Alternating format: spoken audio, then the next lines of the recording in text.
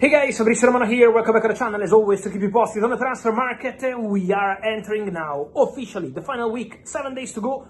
Big stories, big news, let's jump into it together.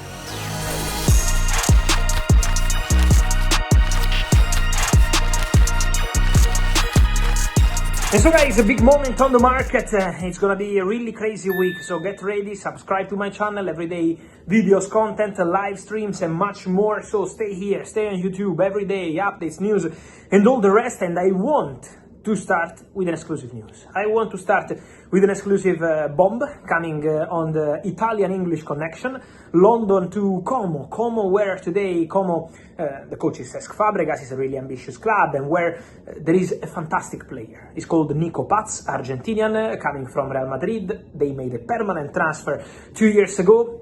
1 year ago, so 2 seasons ago with this one started, but with buyback clauses. So basically, what happens with Nico Paz? First of all, the player on the pitch is wonderful.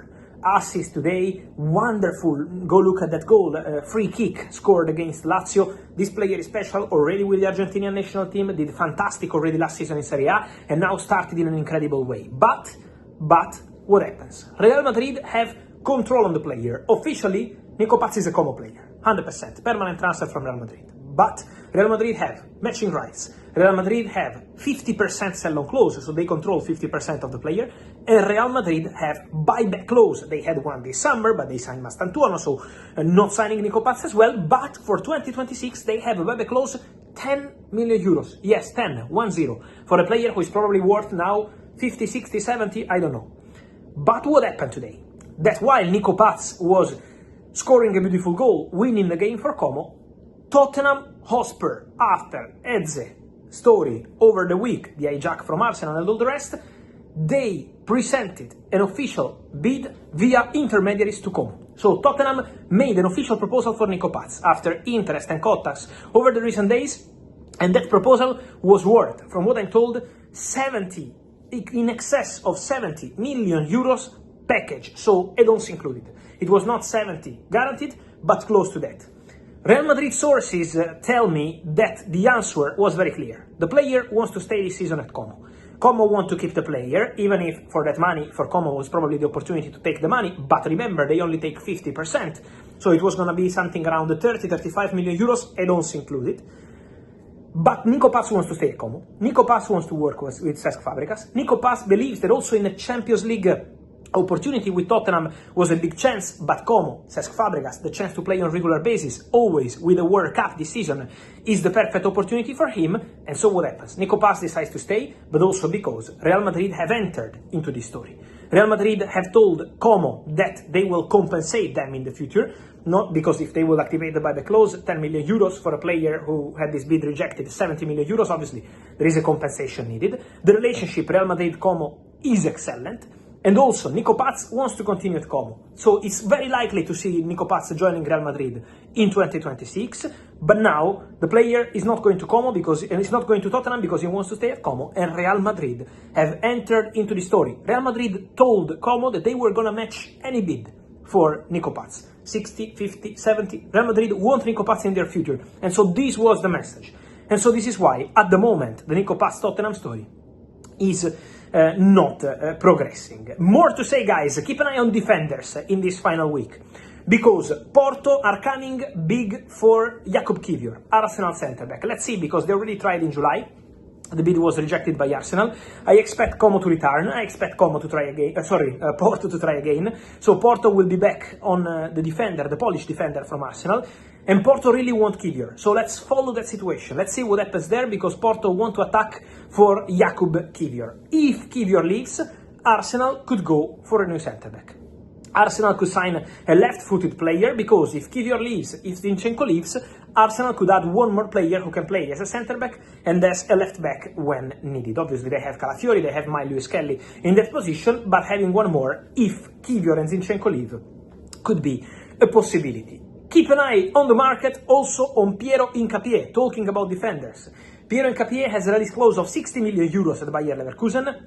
He was seen over the weekend after the first game lost by Bayer Leverkusen in Bundesliga, crying after the game because Hincapie could be ready for an exit in this final week of the transfer window. There is interest from England, interest from Premier League. For example, Tottenham tried a few weeks ago, but was not possible. Bayer Leverkusen are fighting to keep the player, but with 60 million euros, there is a release clause. And so let's follow the situation of Piero Hincapié, because there is a lot of interest in the player, a lot of clubs keen on signing him. And so let's see if someone is going to reach the 60 million euros, if someone can convince Bayer Leverkusen. But Hincapie could be an interesting situation for these final days of the summer transfer window. Left-footed, one of the most interesting defenders around, so it's going to be an interesting topic to follow in the final days. Then guys, interesting to follow also the situation of Rodrigo Mora, this super talent from Porto. There was a bid from Al-Ittihad, rejected by Porto. What's the situation? My understanding is that Al-Ittihad from Saudi proposed to sign this 18-year-old top talent, one of the best talents around, for 63 million euros, official bid. 63 plus 10% economic rights. So this was the proposal. Porto said no, because Porto president André Villas-Boas has been very clear. The player only leaves with the release clause payment. 70 million euros. Al-Ittihad are not proceeding at the moment for that money. So imagine they're missing this player for 7 million euros different. But there is no agreement, because Porto is not accepting less than 70 million euros, the full value of the release clause, despite 63 plus 10% economic rights. So with the possibility, according to Al-Ittihad, to generate more than 70 million euros in the future, Porto say no thanks, we prefer to keep the player. So let's see what's going to happen there, because Rodrigo Mora was keen on a move, but now the Rodrigo Mora story and Al-Ittihad is going to be one of the interesting ones to watch in these final days of the window. And then guys, Alexander Isak, the Monday of Newcastle Liverpool is coming. It's going to be obviously an important moment, because it's going to close this story between Newcastle and Liverpool, and then from Tuesday we will understand more on the Alexander Isak story, whether he's going to Liverpool or whether Newcastle are going to be able to keep the player at the club, change his mind. Newcastle internally hope that this week after the game Alexander Isak can return to training. Newcastle really hope that. Newcastle internally have this feeling that they want to convince Alexander Isak to be back in training after the game on Monday. Liverpool remain on the imposition. They want Isak, they will attack for Isak, but it depends on Newcastle. This story, I told you since July, completely depends on Newcastle. Isak wants to go to Liverpool, Isak wants to play for Liverpool, Liverpool want to go for Isak, Liverpool are prepared to pay, but Newcastle are the ones who decide, and Newcastle will try their best to keep the player. So let's see what's going to happen there.